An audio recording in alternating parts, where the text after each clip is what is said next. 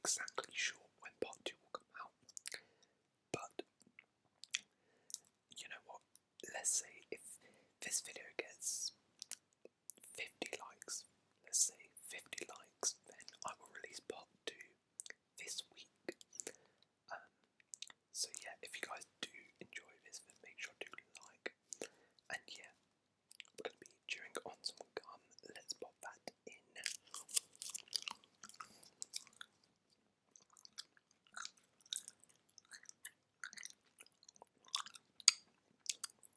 Okay. Now, this did take me quite a while to make, but it was very fun to make this. I made a little slideshow. So yeah, hopefully you guys do enjoy it, and let's get into it. So we're starting off with Arsenal and the Emirates Stadium.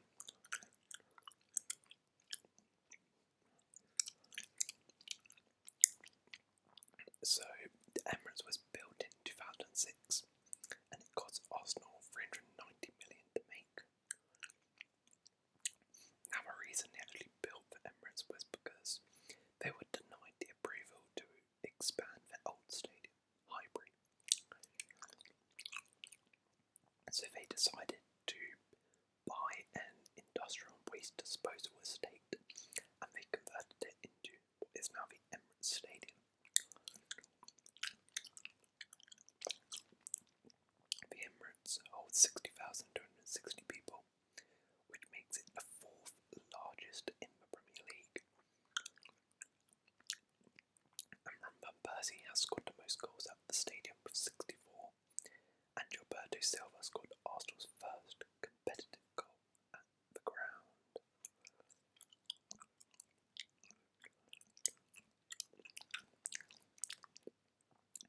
So this is what it looks like from the outside and the inside.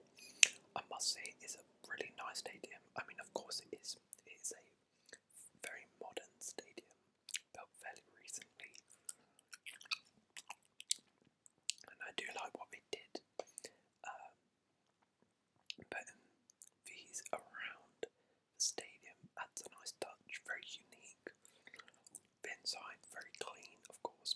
Yeah, it's a good stadium.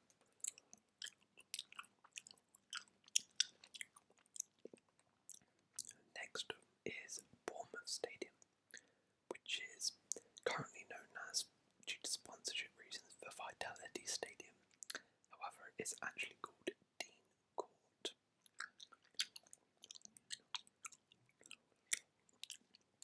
Now, Dean Court has a capacity of 11,464, which makes it the smallest stadium in the league by far. Now, rather interestingly, so they had a previous stadium. They had a stadium before this, but a family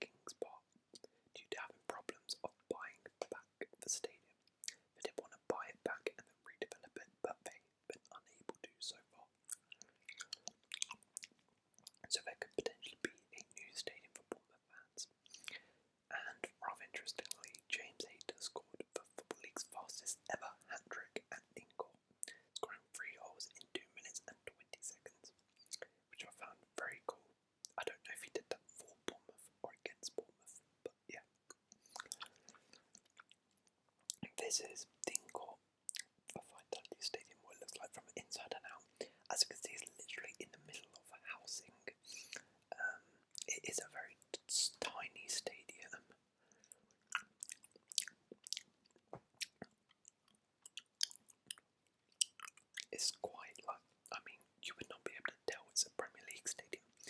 There's lots of Championship, even League One stadiums are bigger and better than this, but it's a nice retro stadium. I do like it. Aston Villa Stadium is Villa Park. It has a 42,682 capacity, which makes it the 8th largest in the league. Now Villa do actually have plans to redevelop the North Stand, which will start in the summer of 2023. It will increase the capacity to 55,000, and they also include plans to construct a hotel, museum, and mega store. There's something for Villa fans to look forward to. Now, originally it was called the Aston Lower Grounds, and Aston Villa actually in 1897 decided to rent it out for just £300 a year on a 21-year lease, and then they did eventually buy the rights to it. And Villa Park hosted 3 games in the 1966 World Cup matches, 4 matches during the Euro 96, and actually hosted the last ever final of the European Cup Winners' Cup, which is of course a truth that no longer exists. So it's a very historic ground, and it's hosted a lot of big games. Here's what it looks like from inside and out. It's obviously got the brick around it, which gives it that kind of retro feel. It's a pretty decent stadium, but I do agree they do need to redevelop it, I guess make it a little bit more modern, but it is a very historic stadium, so I don't think they should be trying to move stadium at all. Brentford, their stadium is the GTEC Community Stadium, or well, it's called the Brentford Community Stadium, but they recently signed for sponsorship to call it the GTEC Community Stadium. It has a capacity of 17,250, which makes it the 2nd smallest in the league. So in 2002 they actually announced they wanted to build a new stadium, but due to so many delays in getting planning, financial reasons, etc., they actually started building it in 2017 and opened in 2020, almost 20 years after they originally wanted a new stadium. And it was actually is opened smaller than they planned. They wanted a 20,000, and as you can tell, it is 17,000. So I'm not entirely sure what happened there. Maybe I know I have a Brentford fan subscriber, so maybe they can tell me why that happened. I couldn't seem to know. They share the stadium with Rugby Union Club London Irish, and the stadium hosted 4 games for the UEFA Women's Euros, which happened this year. But due to the pandemic, they did have to wait until the end of 2020 to actually have fans in the stadium. So the first games in this new stadium was actually played with no fans in. Brighton Stadium, the Amex Stadium, that is due to sponsorship reasons. It is called the Fulham Stadium. Now, it has a capacity of 31,800, making it the 6th lowest in the league.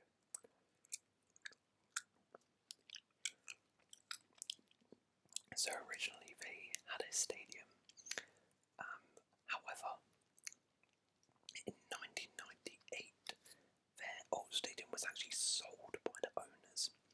I'm not entirely sure why. Maybe it was due to financial reasons, but because of that they needed a new ground, and they eventually moved in. Similar to Brentford, took a very long time in 2011 to the Amex Stadium. And I thought this was a really fun but weird fact. So they actually use hawks to scare away pigeons and seagulls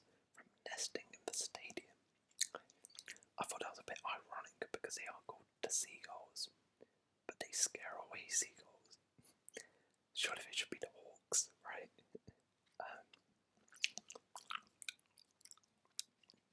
But that's probably why they have a rivalry with Crystal Palace, but yeah.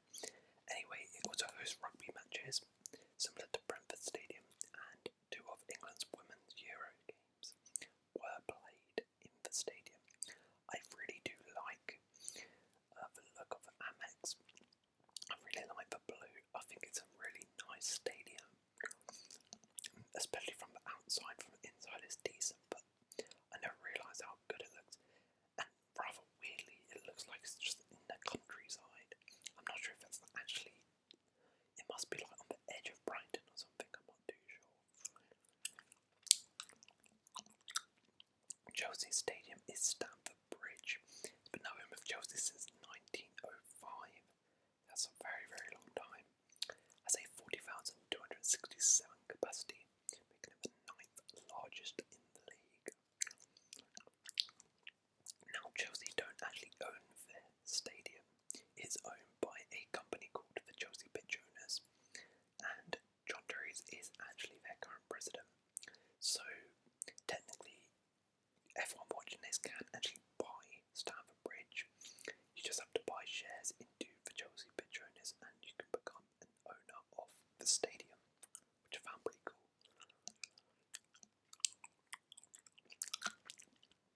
And in 2014, former owner Roman Abramovich announced plans for a new stadium, but the plans were suspended in 2018. And the new owner, Todd Bowley, has reportedly appointed an architect to oversee the redevelopment. Of course, Chelsea do need a bigger stadium, considering we are now a huge club. That is a very low capacity for a club of their stature right now. But again, it's that very old school stadium. I've been to Stamford Bridge, as I suggest that many times. I love it there. Yeah, you're very close to the pitch. Personally, as I just found, I don't want a new stadium. I love Stamford Bridge. I just want it redeveloped. However, if they did build a new stadium, I mean, I'm not going to be too angry. But I would prefer Stamford Bridge to stay as it is, as it is a very historic stadium. Crystal Palace, their stadium is Selhurst Park. It holds 25,486, making it the 4th smallest in the league. Now, when it was originally built in 1924, it only had one stand, which I found very interesting. And from 1985 to 1991, they actually shared the ground with Charlton Athletic, and then after Charlton moved out, they shared it with FC Wimbledon. And like Chelsea, they do not own the ground. It was bought by the CPFC 2010 consortium in 2010, after Palace had very bad financial. And in 2018, the club announced 100 million would be invested to bring the stadium closer to Premier League quality. And a fun fact here, the lowest ever attendance for a Prem game was at Selhurst Park, 3,039, for the game between Wimbledon and Everton in 1993. Here's what it looks like from inside and out. It's a similar one to the other ones we've looked at, fairly retro stadium. It is quite small. And yeah, they probably do need a bit of redevelopment done to it, hence why they did invest 100 million in 2018. Everton Stadium is Goodson Park. Holds 39,414, making it the 11th largest in the league. It was built in 1892 and has actually hosted more top-flight games than any other stadium in England, which I found very interesting. And in 2016, the owner Farhad Mashiri announced plans for a new stadium on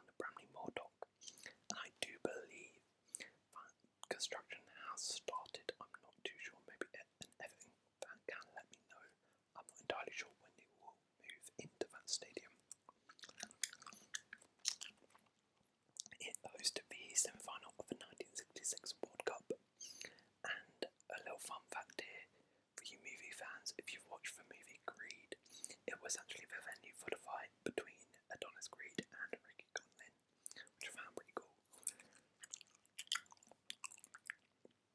Here's what it looks like from inside and out. Again, a retro stadium, very old. They definitely do need a new stadium, but it will be interesting when that gets built, if it gets built, because I know Everton are struggling financially. Fulham and their stadium is 22,384 capacity. I forgot to say it's Craven Cottage, that's their stadium, but it will actually become 29,600 once the River Stand is complete. Is currently in construction, which will make it it's currently the third smallest in the league, but whilst the stand is complete, I'm not sure. It will definitely surpass some of the stadiums. It's been their home since 1938 and was originally actually a royal hunting lodge, which I found very interesting. And teams such as Brazil, Italy, Nigeria, Colombia, and others have actually played friendlies at Craven Cottage, which I found really weird. Because it's not like Brazil versus England, it's like Brazil versus Nigeria, Italy versus Colombia, something like that, which I found really interesting but really weird at the same time. And a little interesting one here about the history. So when Fulham reached the Prem for the first time, they didn't have a all-seater stadium, so they actually had to move to local rivals QPR Stadium, and many only went to away games in protest because they were so angry that they were playing in a rival stadium. And then they did eventually move back into Craven Cottage once the stadium was complete. I've been to Craven Cottage, I've been to the home and away end actually. It's a very nice stadium. It's pretty decent, and when that new stand gets complete, it'll be interesting. I believe there's like a rooftop pool on top of a stand, which is mental. But it's really nice as well because it's right next to the Thames, so you can literally just walk across the Thames and you'll be into the stadium. Didn't mean to do that, but there we go. The last club for part 1 is Leicester City. Their stadium is the King Power Stadium. It holds 32,488, making it the 7th smallest in the league. Now it was built in 2002 due to Midlands rivals Stoke and Derby building new stadiums. It cost the club £37 million to build. However, the club were relegated to the Championship, causing the club to actually be in receivership in their first season in the stadium. So it's not directly because of the stadium, but it did play a part in them having very poor financial issues. However, despite that, in their first ever season in the stadium, they only lost 2 home games, which is incredible. And in 2021, the club announced plans to expand the stadium to 42,000. And Gary Lineker actually opened the stadium with the whole scissors cutting the ribbon. And the first game was rather weirdly against Atletico Bilbao. Here's what it looks like from inside and out. As you can tell, it is again fairly small for a club of Leicester's side. They do need to expand it, but I do like what it looks like in the inside for sure. It looks pretty clean. It kind of looks in the middle of nowhere though. Again, like the city looks over here, and then it's just on the edge. It's like some forest. I don't know, but yeah, Leicester City's stadium looks pretty clean, and there we have it. That is part 1 complete. Let me know, did you learn anything new about these stadiums? Which one out of the ones so far is your favourite?